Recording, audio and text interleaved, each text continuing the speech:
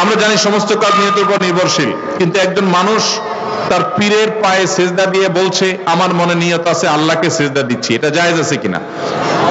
ভাইরা আমার, আমাদের এই কপাল শুধুমাত্র আমরা নিবেদন করব আল্লাহকে। কাকে? আল্লাহকে। আল্লাহ ছাড়া মানুষের এই কপাল আর কারোর সামনে সেজদায় অবনত হবে।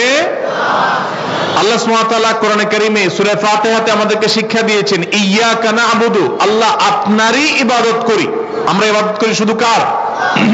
ইয়্যাকার মানে হলো শুধুই আপনার ইবাদত করি, আর কারণ না।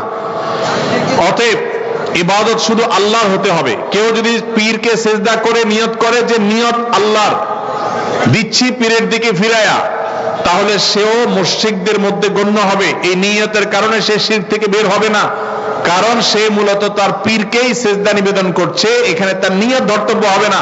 সে মূলত শিরকে আকবরে লিপ্ত হয়েছে।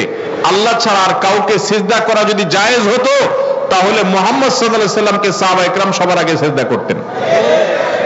মুহাম্মদ সাল্লাল্লাহু আলাইহি সাল্লামকে সাহাবায়ে কেরাম কি কখনো সেজদা করেছেন? কখনো করেন নাই।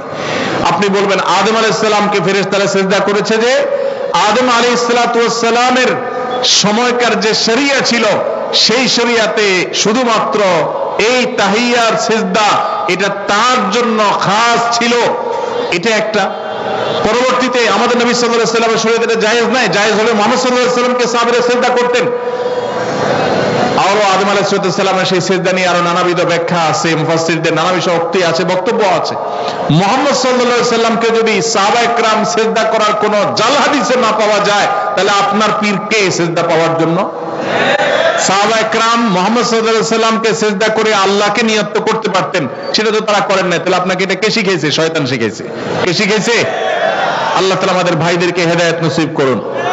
যারা শিরকে লিপ্ত আছে, আল্লাহ তাআলা তাদেরকে তাওহীদে আসার তৌফিক নসিব করুন।